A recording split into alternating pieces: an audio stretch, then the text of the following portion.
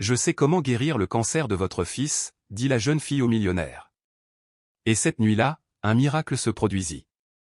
Bonjour les amis. Respirez profondément. Laissez la tension se dissiper. Et en écoutant cette histoire, laissez-vous emporter un instant dans un autre monde, celui des villes détrempées, des cœurs brisés et de l'espoir silencieux et impossible qui ose parfois murmurer dans la nuit la plus noire. New York. Novembre. La pluie tombait en trombe, implacable et froide, comme si le ciel lui-même était en deuil. Elle s'écrasait contre les fenêtres et les trottoirs, dévorant les lumières en contrebas, essayant semblait-il d'effacer le peu d'espoir qui restait. À travers la vitre embuée d'une longue vitre glacée, le vent sifflait comme un fantôme au 6e étage de l'hôpital pour enfants de la vallée de l'Hudson. Il était un peu plus de 3 heures du matin. Le couloir était silencieux, pas d'infirmière, pas de pas, seulement le bourdonnement sourd des machines et l'odeur stérile de l'antiseptique. L'unité de soins intensifs pédiatriques scintillait sous des lumières jaunes pâles, enveloppée d'un calme étrange qui ressemblait plus à du deuil qu'à du repos. Dans la chambre 607, un homme était assis en silence. Eric Carter, investisseur milliardaire, magnate et sensation médiatique, n'était plus qu'un père brisé, vêtu d'un costume trempé par la pluie. Sa cravate en soie pendait librement autour de son cou. Sa chemise blanche lui collait à la peau, trempée et froissée. Ses chaussures cirées étaient couvertes de boue. Son visage paraissait plus vieux que quelques heures auparavant. Sa main serrait fermement ses petits doigts fragiles d'enfant. Son fils, Léo. 9 ans. Il avait le crâne chauve à cause de la chimiothérapie. Sa peau avait pris une teinte translucide, presque cireuse, comme une bougie qui se consume lentement. Sa poitrine se soulevait et s'abaissait à un rythme superficiel et artificiel, au rythme du respirateur. Des tubes serpentaient de ses bras. Le moniteur cardiaque clignotait fixe, mais distant, le léger bip était la seule preuve qu'il était toujours là, qu'il luttait encore. Eric se pencha, la voix brisée par l'épuisement et quelque chose de plus profond, le désespoir. Léo, salut mon pote. C'est papa. Je suis là, d'accord? Je ne pars pas. Mais le garçon ne bougea pas. Il ne parla pas. Ses yeux mi-clos restèrent vitreux, comme suspendus entre ce monde et l'autre. La porte s'ouvrit doucement avec un long grincement. Une silhouette entra, le docteur Paula Morgan, chef du service d'oncologie pédiatrique. Son visage était solennel. Elle retira son masque chirurgical et prit une profonde inspiration, comme pour se calmer avant de foncer dans la tempête. « Je suis désolé de vous réveiller, monsieur Carter, dit-elle doucement. Mais il y a quelque chose que vous devez entendre. » Eric ne leva pas les yeux au début. Il hocha simplement légèrement la tête. Sa voix était sourde. « Dis-le. » Paula jeta un coup d'œil à Léo, puis parla avec une grande précision.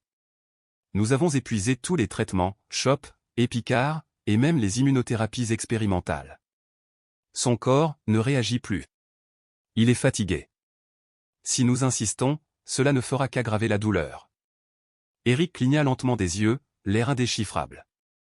Puis, dans un murmure, « Alors, c'est tout. » Elle hocha la tête, la gorge serrée. « On n'a plus d'autre choix. Je suis vraiment désolé. » Ces paroles le frappèrent comme un coup de hache dans une vitre. Eric se leva lentement et se dirigea vers la fenêtre. Il posa sa paume contre la vitre froide, contemplant la ville endormie en contrebas. Le tonnerre résonna faiblement au loin. « J'ai tout, murmura-t-il. Des jets. Des maisons. Des banques. De l'électricité. Et tout ça n'a plus aucune importance. » Paula s'avança à ses côtés, la voix tendre. « Personne ne devrait avoir à traverser ça. Mais lâcher prise, ce n'est pas abandonner. » Eric ne dit rien. Il retourna au lit, reprit doucement la main de son fils et s'assit. Il ne voulait pas de réconfort. Il ne voulait pas de mots. Il voulait juste du temps qui filait. Paula hésita. « On va se concentrer sur son confort à partir de maintenant. » Eric ne leva pas la tête. Sa voix était basse et aiguë. « Pars. S'il te plaît. J'ai besoin d'être avec lui. » Elle posa une main sur son épaule. Il tressaillit. Elle recula. « Je comprends, » dit-elle doucement, et elle sortit de la pièce. La porte claqua. Les lumières bourdonnèrent. La pluie murmura contre la fenêtre comme une berceuse pour les mourants. Eric posa sa tête contre la main de son fils, le front appuyé sur le bord du lit. Ses larmes tachèrent les draps blancs. Si je pouvais échanger chaque dollar, chaque contrat, chaque chose que j'ai juste pour entendre à nouveau ta voix. Je le ferais. Je le ferais maintenant. Le temps passa. Combien, il ne pouvait le dire. Mais finalement, quelque chose en lui se brisa. Il se leva et quitta la pièce tel un fantôme, errant dans les couloirs de l'hôpital. Le silence lui semblait plus lourd que la pluie. Il passa devant des pancartes sur le mur, « Tu n'es pas seul. Combattons le cancer. L'espoir est là. » Ils se sont moqués de lui. Dans la cour arrière, il sortit une cigarette, la dernière. Le vent l'arracha de ses lèvres avant qu'il puisse l'allumer. Son briquet produisit des étincelles inutiles. Besoin d'une lumière?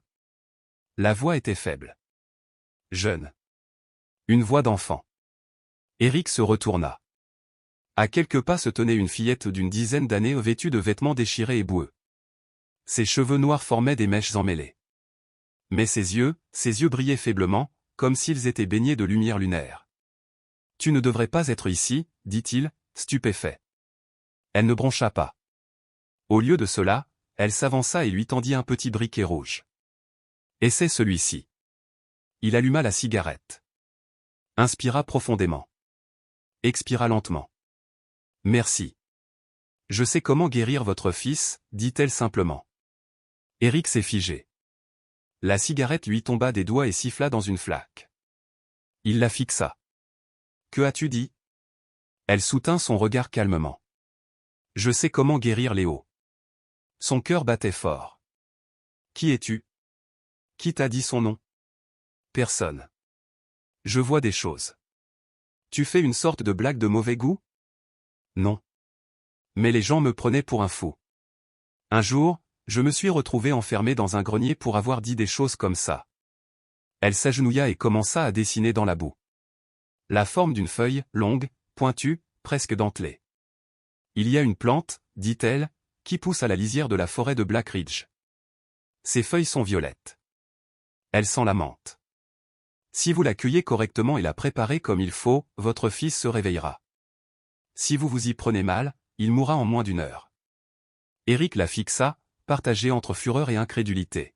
« Tu parles d'une vie. » « Je ne plaisante jamais, dit-elle d'un ton glacial. Il lui reste quelques jours. Tu peux attendre, ou agir. Comment t'appelles-tu, murmura-t-il.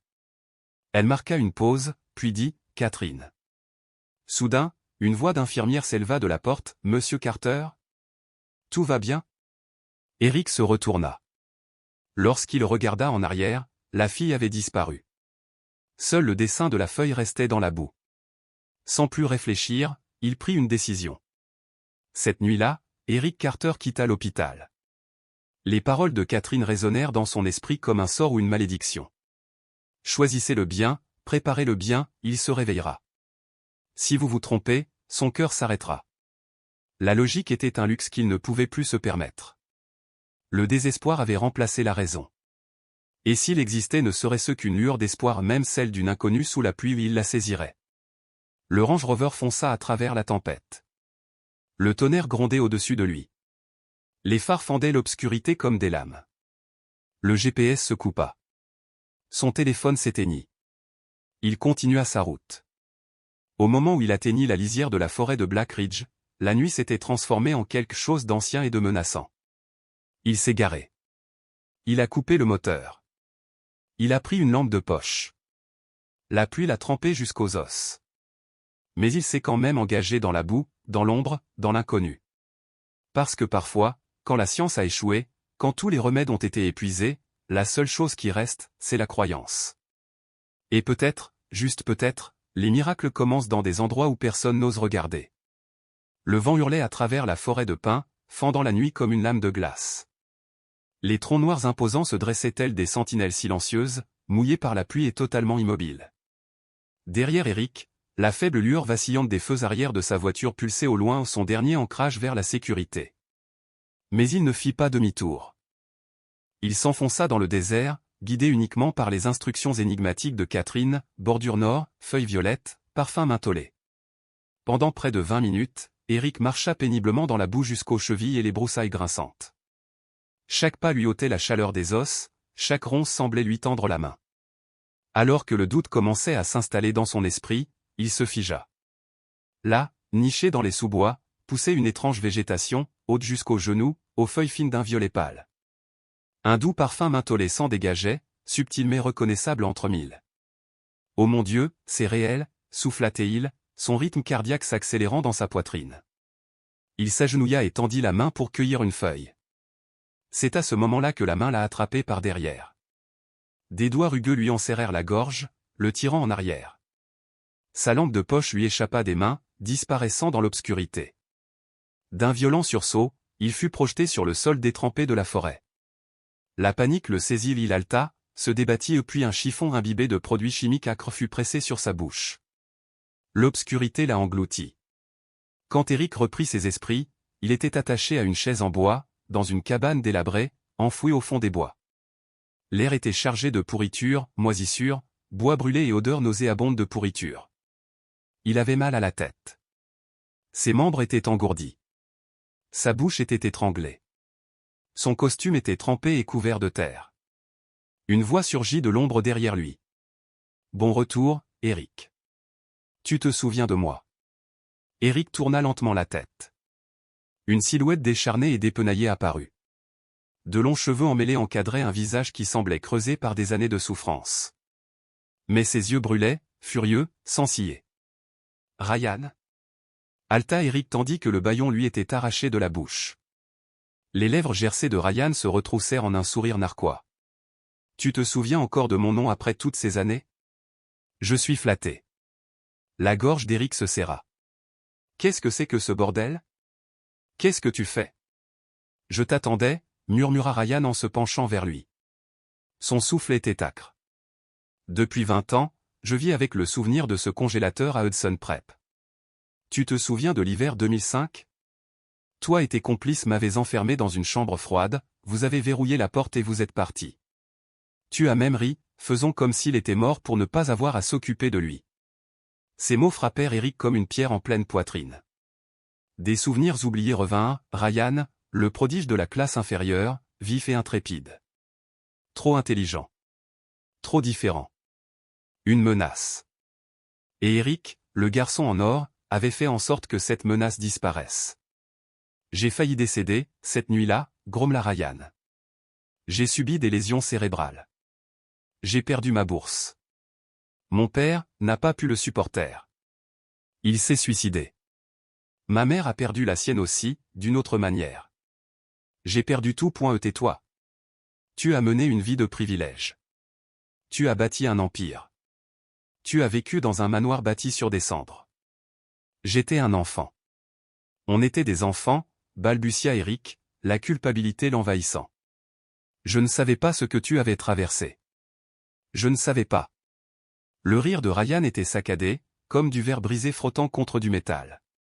Désolé. C'est tout ? Après 2 décennies ? Il fouilla dans son manteau et en sortit une poignée de ces mêmes feuilles violettes. Une à une, il les jeta dans le feu crépitant au centre de la pièce.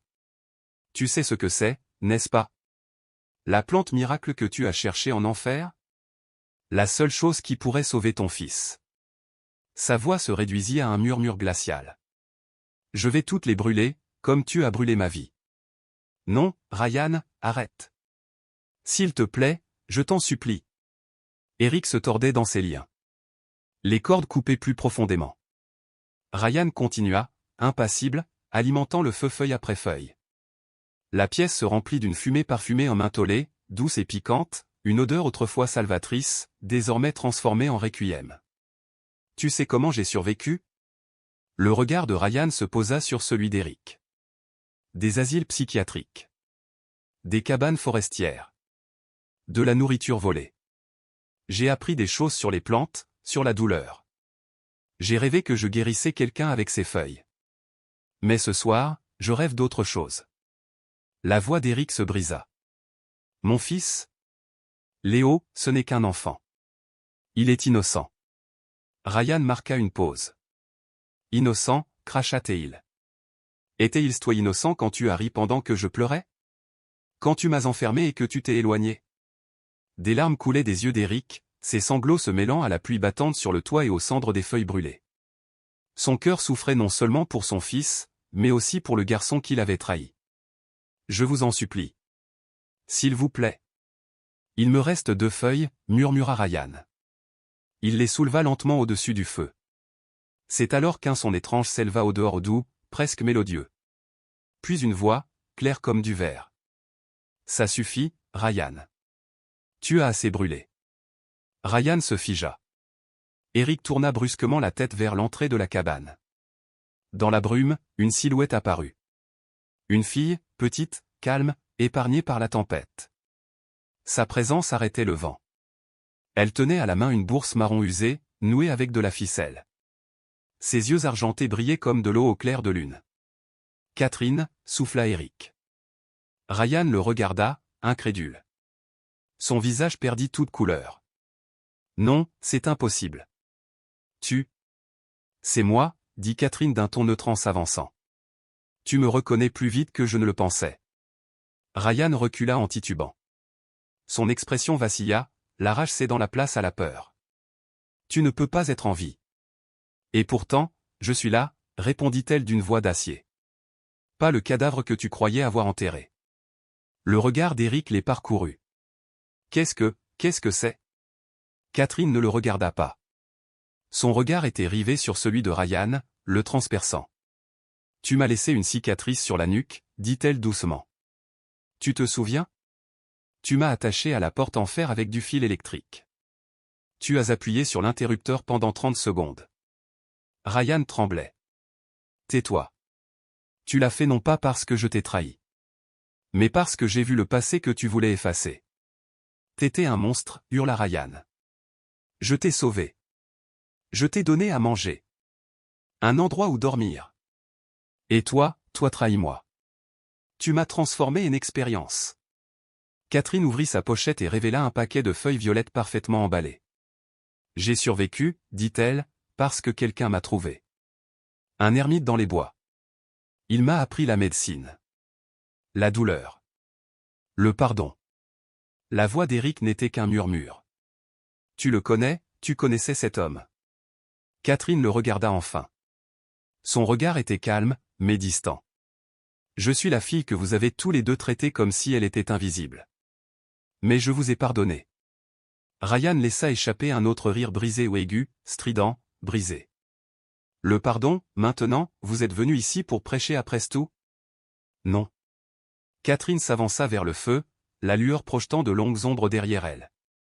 « Je ne suis pas là pour discuter, Ryan. Je suis venu t'empêcher de commettre un acte irréversible, tuer un autre enfant innocent. » Ryan jeta un coup d'œil d'Eric, qui se tenait tremblant dans un coin, au petit paquet que Catherine tenait dans ses paumes. « Tu crois vraiment que ça change quelque chose ?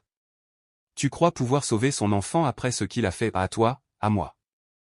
Sa voix était brisée par des années de rage refoulée.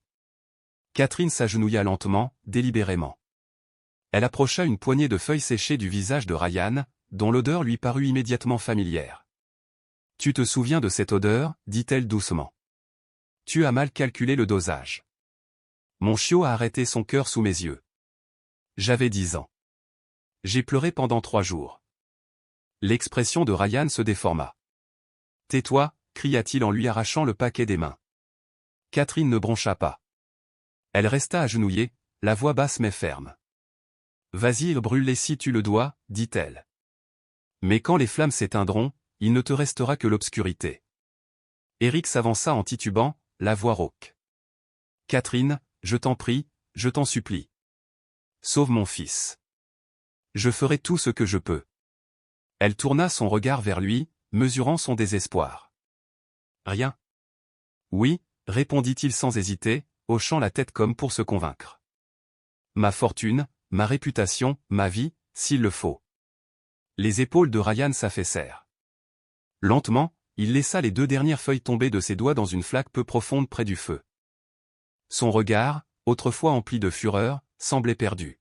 « Je suis fatigué, » murmura-t-il. « J'ai vécu 20 ans pour ce moment. Mais maintenant qu'il est là, je ne ressens plus rien. » « Aucun soulagement, » dit Catherine doucement. « Parce que la haine ne guérit jamais. Elle ne fait que nous vider de notre substance. » quelque chose se brisa en Ryan. Il tomba à genoux, les mains crispées sur son crâne. Je ne sais plus qui je suis, s'étrangla-t-il. Avant, je voulais être médecin. Je voulais aider les gens. Tu peux encore, murmura Catherine. Mais tu dois choisir une autre voie.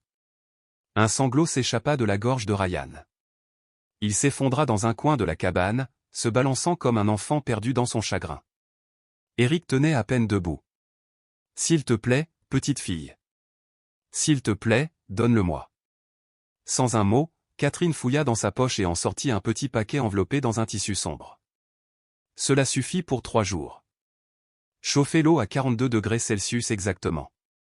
Remuez avec une cuillère en argent pendant 7 minutes, ni plus ni moins. Ensuite, diffusez le mélange à l'aide d'un diffuseur d'huiles essentielles. N'improvisez pas. Ne vous écartez pas de la température. Eric prit la bourse d'une main tremblante. Je ne sais même pas comment te remercier. Non, répondit Catherine doucement. Fais-le bien. Et n'oublie pas pourquoi. Dehors, la pluie se transforma en brume. Sans un mot, Catherine se retourna et disparut dans les arbres, engloutie par la nuit. Eric la regarda partir. Qui est-elle vraiment, murmura-t-il. Ryan ne dit rien. Il resta dans un coin, les yeux rivés sur les braises. Ses mains, autrefois entraînées, fermes et déterminées, semblaient maintenant appartenir à un fantôme. Eric courut à travers la forêt, serrant le paquet comme s'il s'agissait du battement de cœur de son fils. Lorsque le Range Rover couvert de boue s'arrêta en dérapage devant l'hôpital pour enfants de la vallée de l'Hudson, l'aube n'était pas encore là. Il a fait irruption dans les portes des urgences comme un fugitif, son costume sale, les yeux creux, les cheveux plaqués sur son front. Un agent de sécurité s'approcha prudemment. « Monsieur, ça va? D'où venez-vous? J'ai besoin du docteur Morgan. Tout de suite. C'est urgent. » Le garde a appelé par radio. Docteur Paula Morgan, entrée des urgences. Nous avons un problème. Eric traversa les couloirs stériles, les souvenirs fusant à chaque coin de rue. Lorsqu'il fit irruption dans la chambre 607, Léo était toujours là, pâle, immobile. Chaque clignotement du moniteur cardiaque le poignardait à nouveau. Il serra la main de son fils. « Léo, je suis de retour. Tu m'avais dit que tu attendrais. » Le docteur Morgan entra quelques instants plus tard, troublé, sa blouse blanche de travers. « Eric, mon Dieu, où étais-tu? On t'a cherché toute la nuit. » « Je suis allé chercher ça, » dit-il en déballant les feuilles et en les plaçant à côté du lit. Les yeux de Paula se plissèrent. « Des feuilles? Tu es sérieuse? Je sais que ça paraît fou, mais quelqu'un m'a expliqué comment les utiliser. Le dosage. La température. Le moment exact. Ce n'est pas aléatoire. Tu as perdu la tête, dit-elle catégoriquement. J'ai tout perdu, a-t-il rétorqué. Et la science m'a dit d'abandonner. Je n'abandonne pas. Quelque chose changea dans le regard de Paula. Elle l'observa non plus l'homme désespéré qu'il avait été, mais quelqu'un de différent. Brisé. Avez-vous l'équipement adéquat? Oui. Et James est en route. Quelques instants plus tard, James Turner est arrivé avec un grand diffuseur et a commencé à l'installer. Alors que le mélange chauffait, Eric murmura les instructions de Catherine avec une précision rituelle, comme s'il invoquait plus qu'un simple remède ou peut-être une prière. Lorsque le diffuseur a commencé à émettre sa douce brume, la pièce s'est remplie d'un léger parfum de menthe, étrangement apaisant. Pendant quelques minutes, rien ne se passa. Puis la main droite de Léo tressaillit. Paula se pencha. Réflexe, irrégulier. Il est toujours inconscient. À la 5e minute, Léo a eu de violentes convulsions. Arythmie, cria Paula. Coupez le diffuseur. Maintenant. Les alarmes retentirent. Les infirmières affluèrent. Eric fut poussé dans le couloir, projeté au bord de son espoir dans un autre cauchemar. Affalé contre le mur, il pleurait. Mon Dieu, qu'ai-je fait? Les jeux sauvés ou tués. À l'intérieur, le chaos régnait. Paula aboyait des ordres. James était assis à côté d'Eric, pâle et silencieux. Ce n'est pas ta faute, murmura Eric. C'est la mienne. Le temps perdit son sens. Puis la porte s'ouvrit. Les heures passèrent. À l'aube, Paula revint. Tu as besoin de repos, insista-t-elle doucement. Je vais demander à une infirmière de le surveiller. Eric ne bougeait pas. Ses yeux étaient fixés sur le lit. Avez-vous déjà rencontré quelqu'un dont personne ne se souvient, demanda-t-il. Quelqu'un que les caméras n'ont pas vu? Paula hésita. Si cette personne a sauvé une vie, alors peut-être n'a-t-elle pas besoin d'être expliquée. Eric ferma les yeux. Il ne voyait que Catherine, si réelle sous la pluie, disparaissant maintenant dans la brume. Ce matin-là, Paula est entrée avec un dossier, l'expression indéchiffrable. Tu n'as pas dormi, dit-elle. Non, murmura Eric. J'ai peur de rater son dernier souffle. Elle s'assit à côté de lui, à voix basse. L'IRM est revenu. La tumeur, elle a presque disparu. Eric cligna des yeux. Parti? 70% de la masse il y a 3 jours. Maintenant? Moins de 10. Pas de nécrose. Pas de propagation. Nous avons déjà contacté le conseil d'administration. Eric trébucha jusqu'à Léo. Tu es en sécurité, fiston. Tu es en sécurité maintenant. Mais Léo resta immobile. Vers midi, Eric a demandé les registres des visiteurs. Le réceptionniste, Nathan, n'a rien trouvé. Pas de Catherine Reed. Pas de visiteurs. Et la vidéo te montre, seule dans les bois. En train de te parler à toi-même. Elle était réelle, cria Eric. Elle doit l'être. Nathan vérifia à nouveau. Catherine Reed. Disparue depuis 2022. Corps jamais retrouvé. Eric s'éloigna avec l'esprit bouleversé. Cette nuit-là, alors que Paula venait voir Léo à nouveau, Eric demanda doucement, « Crois-tu que quelqu'un pourrait être envoyé pour sauver une vie, et ensuite disparaître ?» « Je crois, dit-elle doucement, que certaines choses sont trop importantes pour être expliquées. » Eric n'a pas dormi. Mais le lendemain matin, Léo s'est réveillé. Ses yeux s'ouvrirent lentement. « Papa, murmura-t-il. J'ai vu une fille. Elle marchait avec moi. Elle a dit que je pouvais revenir. » Le monde d'Eric s'est arrêté. Catherine? Léo hocha la tête. Elle a dit que je devais juste y croire. Des larmes coulaient sur le visage d'Eric. Je le crois. Je crois. Dieu merci. Quelques minutes plus tard, Paula s'est précipitée à l'intérieur. Léo est réveillé. Eric hocha la tête. Docteur, il est bel et bien de retour. Elle fit des tests, les yeux écarquillés. Réflexes, normaux. Yeux, concentrés. C'est impossible. Léo leva les yeux. Êtes-vous médecin? Paula rit à travers ses larmes. Oui, ma chérie. Je suis le docteur Paula. J'ai faim, dit Léo. La salle a éclaté de rire. Eric se tourna vers Paula. Merci. D'avoir cru en moi. Même un peu. Je ne vous croyais pas, dit-elle doucement. Je croyais en votre fils. Et en l'impossible.